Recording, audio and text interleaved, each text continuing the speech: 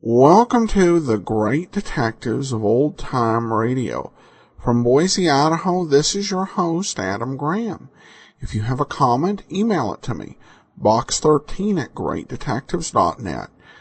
Follow us on Twitter at Radio Detectives and become one of our friends on Facebook, facebook.com/Radio Detectives.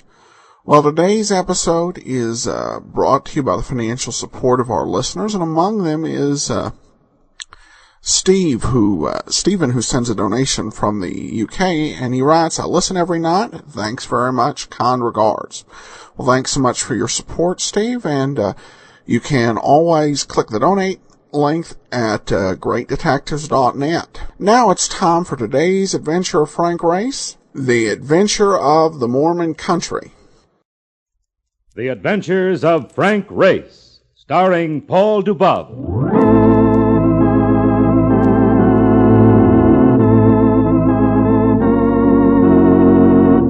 The war changed many things, the face of the earth and the people on it. Before the war, Frank Race worked as an attorney, but he traded his law books for the cloak and dagger of the OSS. And when it was over, his former life was over too. Adventure had become his business. The Adventures of Frank Race.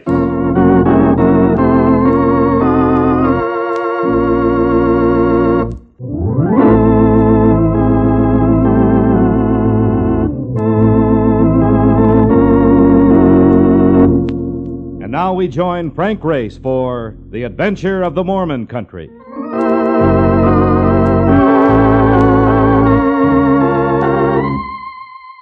A dinner jacket is hardly the thing to wear to Joe Bell's saloon on the Lower East Side. But I was wearing mine, clinging to the hope that the call from Bruce Benton of Trans-Pacific Life Insurance was nothing more than the gag of a warped mind. If it was, I had a date with the lady that I'd be able to keep later. But it wasn't a gag. Benton was there in an isolated booth as Mark Donovan and I walked in. Yeah, thought I was kidding you, didn't you? Well, that's Benton over there, ain't it? It's Benton, all right. And that, I fear, means that my lady of the evening dines alone. Hello, Race.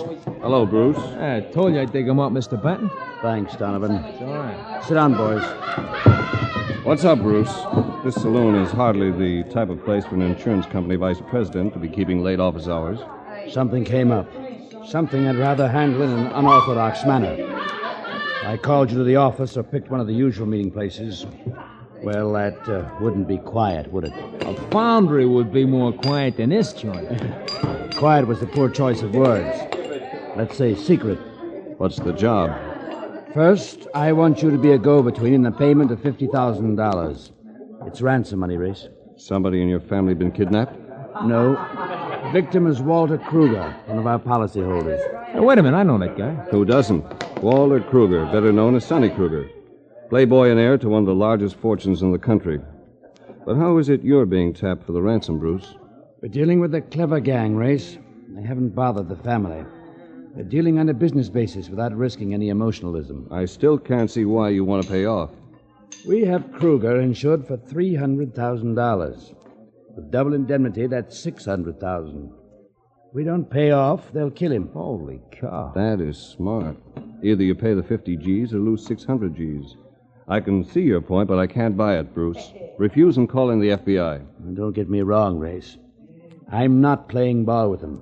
I'm just trying to save Kruger's life. Once he's set free, we'll spend $1 million if we have to bring the criminals in. That's better. Where do I start? There's $50,000 in $20 bills in this lunch pail. I've named you as go-between. They'll contact you and arrange for the pickup. I don't know when or how. And after I deliver? We have the serial numbers, naturally. All banks will be informed and alerted. When we pin them down to a central point of operation, then you can go after them, Race. And no holds barred. All right?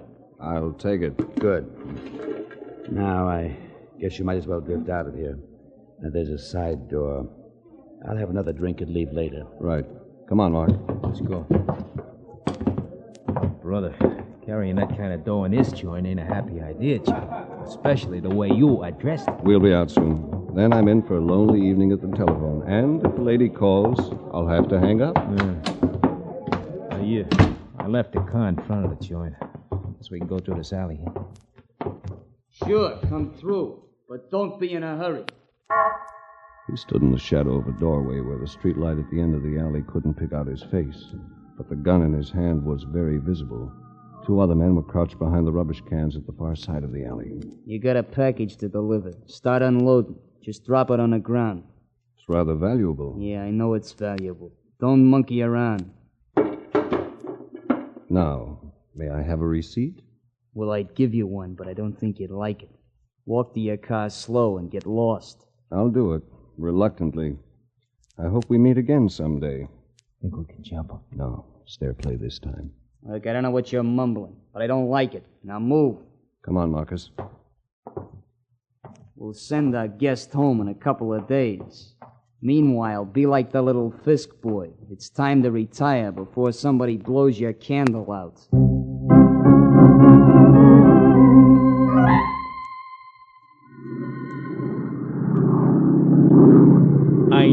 I know it. It happens every time. What's the matter, Mark? Every time I get on one of these cases, which it starts out on nice solid ground, but sooner or later you drag me into the wild blue yonder.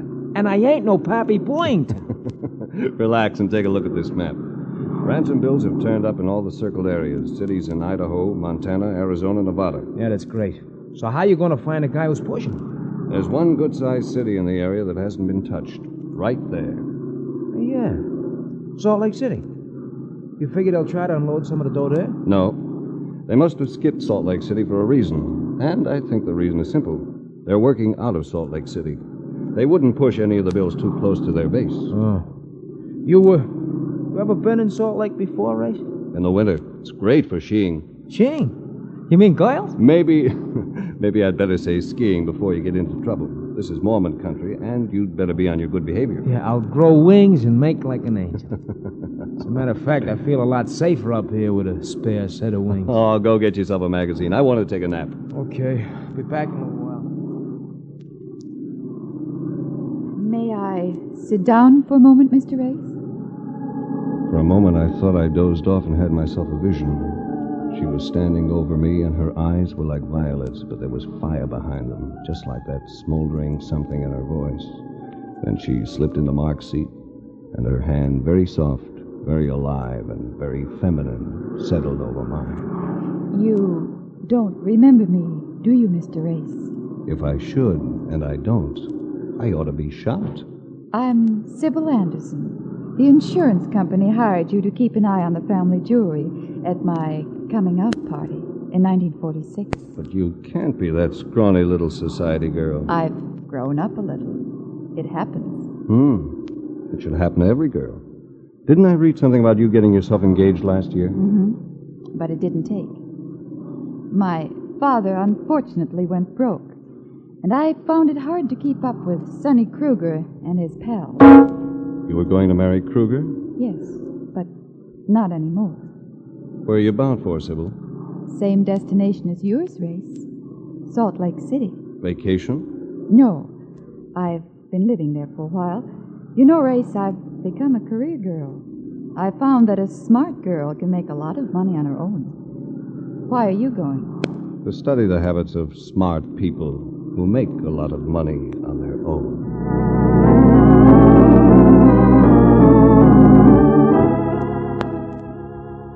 If Sybil Anderson was throwing out a trail deliberately, she couldn't be as bright as she looked. Mark and I took turns following her for a couple of days, but her activities seemed as innocent as those of a campfire girl on the night before a rally. We gave it up finally and headed for the Great Salt Lake to have a swim, or rather, a float. You know, they tell me the water here is so thick a guy bobs around like a cork. Well, what's the fun of swimming if you can't drown? You're a weird one at times. Hurry up and crawl into that suit. Okay. You know, the walls are sure thin in these bathhouses. Well, people with secrets shouldn't live in bathhouses, that's all. Snap it up. Oh, give me a chance, will you? I'm telling you, Porky, it's too dangerous. We're hot. Hey. How long do you think Quiet, you can Mark. stay like? Don't scream at me, Corman. All right. Let's get dressed and get out of here. What is it, Ray? You hear that voice? Which one? Gorman, the man who helped himself to $50,000 in the alley behind Joe Bell's saloon. Back into your clothes quickly. We've got to tail him. I'm beginning to feel like Gypsy Rose Lee playing a double matinee.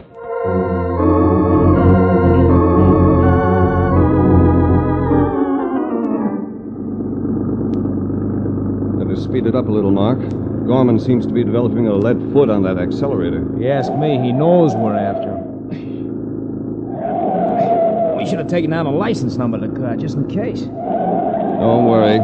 I've got the number. This ought to be the last curve, then a straightaway.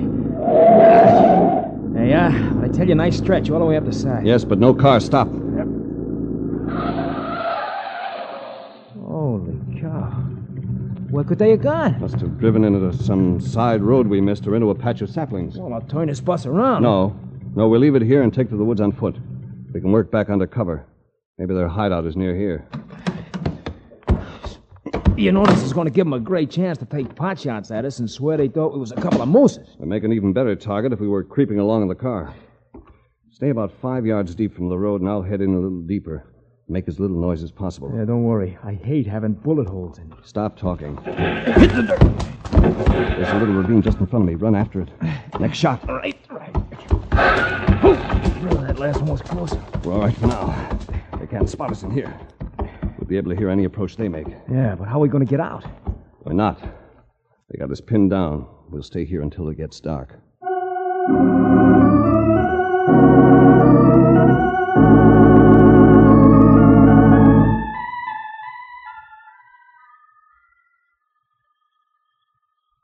Hey, Race, when are we going to move? My foot's asleep. That Utah moon is a little too bright. There's a cloud formation, though. If it blots things out for a while, we'll go. They probably left hours ago. I would like to bet you they are right now chewing on T-bone steaks while we are hiding from the boogeyman. That's a bet you'd lose. Take a look up that hill. Hey, couple of flashlights. They're coming down, and there's somebody in front of them. 2 people. Guy and a dame. Shining the lights right on them. Mark. What's it? The girl, it's Sybil Anderson, and the man is Sonny Kruger. Well, at least he's still alive. Yes, but for how long? They're getting ready for some kind of play. Race. Present, teacher. Don't come any closer. We're going to give you a chance to get out of here alive. Stop playing games with him, Gorman. Listen, Race. You want Kruger and his dame to stay alive? Get lost till we unload all that money. Race, Yes, Sybil? I don't think they'll harm us if you go. But they'll kill us if you don't. You have no right to risk our lives, Race. Go away! Go away! All right, Kruger, don't get hysterical. We'll go. Your car is only 30 feet behind you on the road. I moved it down from where you left it. All right, run for it, Mark. All right. There's a road straight ahead. Yeah, and there's the car. Start her up and go down the road away. Then we can turn around and come back. Stop on the far side of this curve. Okay. Brother, this hill's a lot steeper going down than what's coming up. All right, slow down. Right. I said slow down. Holy cow. What is it, Mark? She won't stop, Race. They must have swallowed the brake rods. Almost tipped over then, Mark. Yeah, you're telling me. Are you going to make this next curve, Race? All right, Mark, we'll have to jump for it. Go ahead. Happy landing.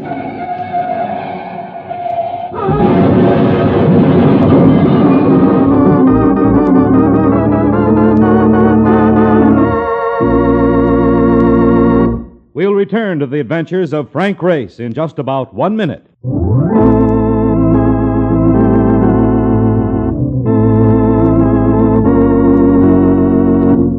And now, back to the adventures of Frank Race.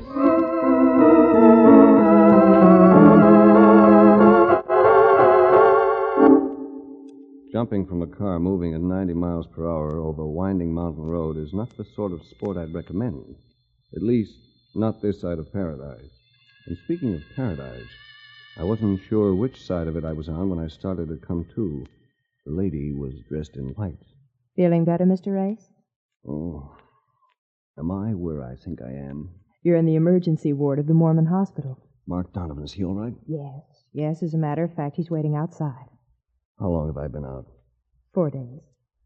But you're all right now, and you can have visitors if you want. I'll take 'em. And a good, strong cup of coffee for a chaser. You don't need any stimulant now, but I'll bring you some water. And I'll send Mr. Donovan in. You can go in now. Oh, thanks. Race, why don't you stop trying to prove that your head's as hard as mine? I'll bet there's a hole in the road where you hit it, Marcus. Yeah, well, I've been busy while you've been gold breaking here. Sybil Anderson is back in circulation, and Sonny Kruger's on the loose, too. Which means I've been out too long. Gorman and Berkey must have pushed the last of the hot money. I went back up into the hills to see if I could find a hideout, but there wasn't anything. You know something? It was pretty lucky to be picked up after that crash. Who found us? A couple of guys from the Forest Patrol. There's a thing up there called a ski lift. It's a bunch of chairs hanging from some kind of telephone poles or something. There's no snow. Why would they be up there? Some kids must have got it started and somebody reported it, so these guys were going up to stop it and they found us. Here's some water, Mr. Rice. Thanks. Would you like a glass, Mr. Donovan? You sure it wouldn't be too strong for me? You'll have to get used to our ways, Mr. Donovan. Maybe there's something to him at that. I never saw such healthy people in all my life. You know, Race, even when I feel good, I look at them and they make me think I must be sick. Mr. Race, the doctor says you'll be able to leave in the morning. Fine. I'll be ready. Nice. There's a big dance here Saturday night. There's one every Saturday night, Mr. Donovan. Goodbye. If you're really stuck for a date, I'm not doing anything. Shut up.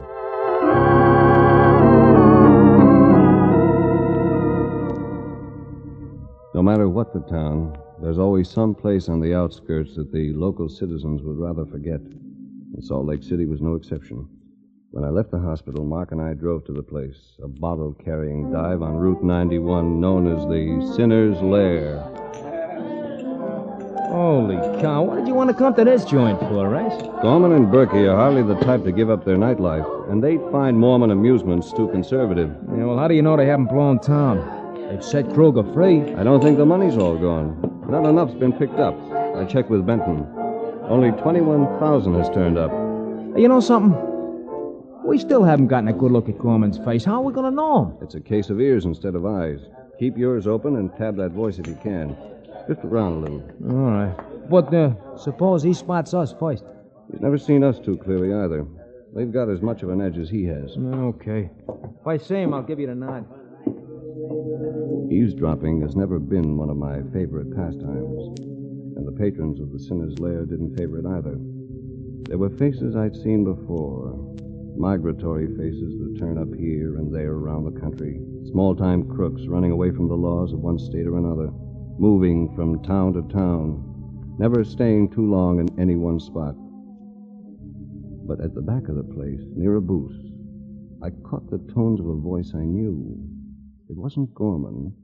It was Sybil Anderson. Are you safe now, Sonny? Are you sure? Yes, I'm out of it. They won't bother me anymore. Hello. Hello, Race. Oh, Race. Race, you're all right. I'm looking for Gorman and Berkey. You know where they might be, Kruger? Probably thousands of miles from here by now. Might as well pack up and go home. Thanks for the advice. I think I'll stick. Mark and I meant to come back after you the other night, but we had an accident. I was frightened for you, Race. Tell me something, Sybil. How'd they happen to pick you up? Well, that was my fault, Race. I thought I could get away from them. I slipped a note out to Sybil and asked her to meet me with a car. The man I bribed double-crossed me. He delivered the note, and I picked her up. I don't think it's smart for you to be hanging out in a place like this, Sonny. He's right, Sonny. You ought to go back to town. I'll stay with Race, and he can drive me in. Why do you want to stay with him? The time has passed when I have to explain things to you, Sonny. Remember? All right. That's the way you want it. Call you tomorrow. Goodbye, Race. Goodbye. Well, we're alone, Race, but in the middle of a crowd as usual. We could go outside. There's a moon. Let's.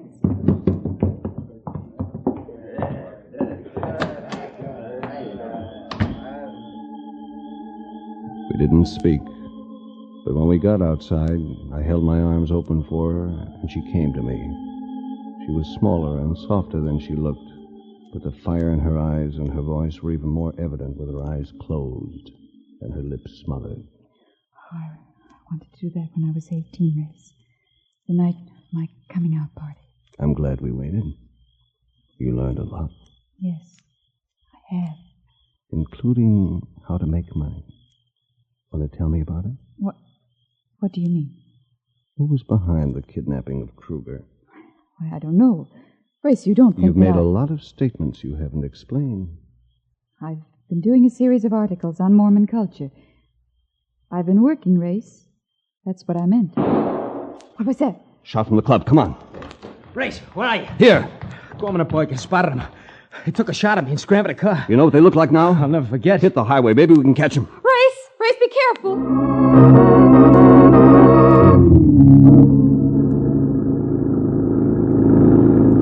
There's a car up ahead. It must be theirs. At least they didn't have time to work over the brakes on this heap. They're slowing down. Yeah, well, let's not figure on giving up too easy. They mean business. Well, we're armed, too, this time. Coming up to him. Keep low over the wheel, boy. Hey, you hit something. He's going off the road. Careful, Mark. He got our tires. Hold on. Oh, brother, I was afraid I was going to have to jump again. Well, we've lost him. But we got a busy night ahead of us. Turn around and go back to the sinner's lair. What for? One of them is wounded. If you need treatment, they won't dare go to a hospital or a doctor. Maybe we can pick up the name of somebody who specializes in the treatment of illegal wounds.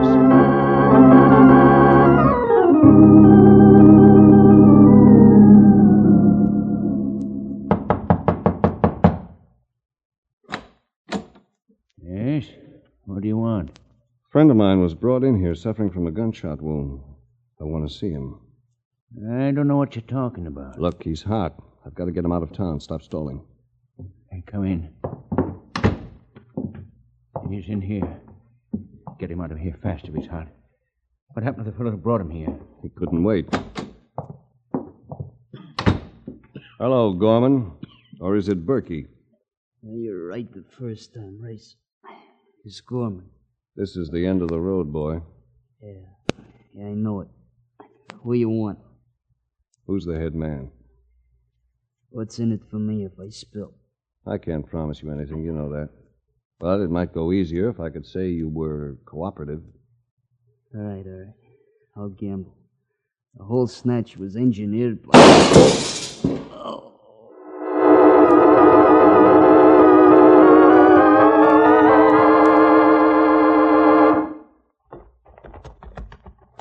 Race, will you please tell me what we're checking all these motels for? Sonny Kruger's car. He must be staying at one of them. Isn't registered at any of the hotels. Oh, hey, look, beside that cabin, a yellow convertible. Monogram. That's it. W.K. Walter Kruger. Come on. Oh, what do you want with him? Just want to ask him a question.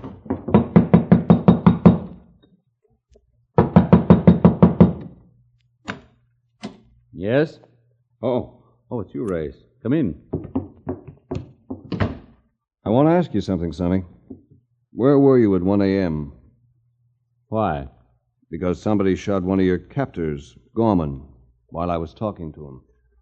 Well, I was with an old friend of my father's, Joseph Saunders. Will he swear to that? And is his word any good?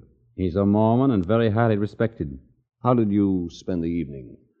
Playing chess at his house. Matter of fact, we stopped at exactly 1 a.m. and he made some coffee. And we talked for a while. Mind if I call him and check on it? I don't think it would do any good. He just died a few minutes ago. Heart attack. I heard the report while I was listening to the radio.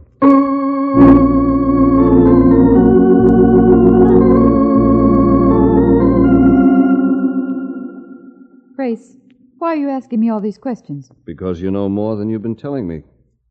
Was Sonny in some kind of trouble? How would I know? You do know. Sonny doesn't inherit his full fortune until he's 35, and his allowance from his father's will wasn't enough for him. If you got married, your father was going to advance him some money, wasn't he? Then your father went broke, and the engagement was called off. You got a crystal ball, Race? I checked on Gorman and Berkey. Their regular racket is a floating dice game. What does that prove? I think that Sonny owed them money he couldn't pay, and they were pressuring him.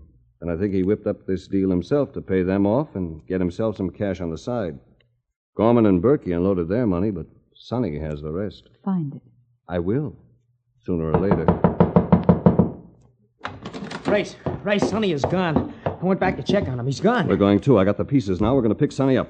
You mean you know where he is? He's gone after the rest of the cash. And all you have to do, Race, is find out where it is. I know where it is. It's in the hills, someplace near the ski lift. The ski lift? That's right, Mark. The ski lift that was running without any snow. Come on, baby. This is the payoff.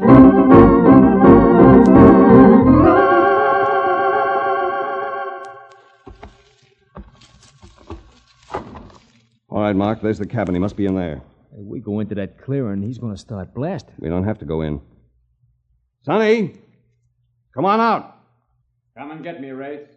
I can do it from here. It's autumn, boy. If I fire this brush, you're finished. Got a point, Race. Put your hands up and come on.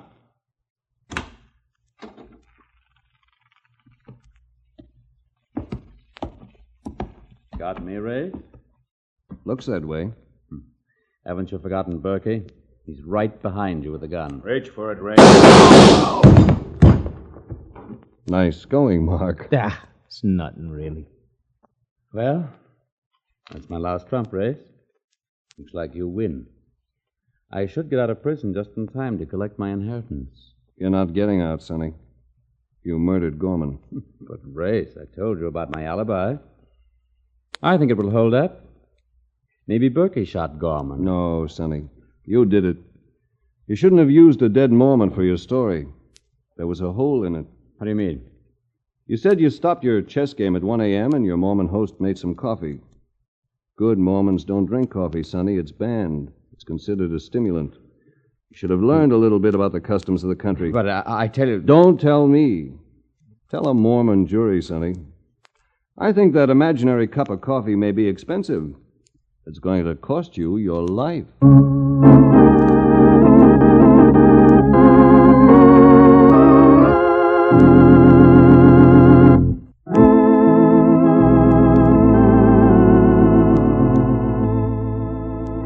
The Adventures of Frank Race, starring Paul Dubov with Tony Barrett as Mark Donovan, comes to you from Hollywood. Others heard in tonight's cast were Wilms Herbert, Inga Yolis, Bert Holland, William Johnstone, and Michael Ann Barrett. This series is written and directed by Buckley Angel and Joel Murcott. The music is composed and played by Ivan Ditmars. Be sure to be with us again this time next week for another dramatic chapter in The Adventures of Frank Race. Michael Roy speaking. This is a Bruce Ells production.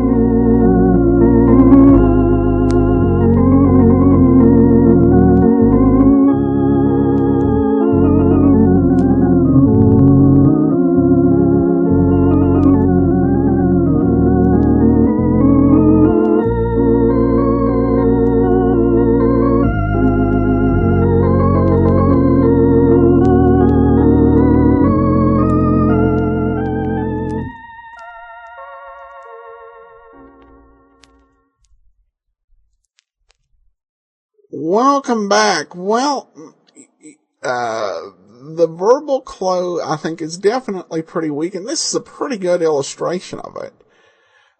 Because, he can go into, you can go into court and say, no, I didn't say, I didn't say he served me coffee. You can't prove I said he did me coffee. Always somewhat dubious. This is kind of interesting for this late 40s look at popular portrayal of Utah and particularly Mormonism in the 1940s. I'm certain that the particular emphasis of this episode wasn't necessarily the one that Salt Lake City Chamber of Commerce would go for. And I do know we have some listeners out in Utah, so they may or may not, depending on how long they've lived there, be able to speak to the accuracy of what Utah was really like in the 1940s. Because this episode does kind of have a very interesting emphasis on it. But I'll look forward to listener comments on that. Well, that'll actually do it for today. We'll be back tomorrow with A Life in Your Hands, and in the meantime, you can send your comments to box13@greatdetectives.net. Follow us on Twitter at Radio Detectives and become one of our friends on Facebook, facebook.com/Radio Detectives. From Boise, Idaho, this is your host, Adam Graham, signing off.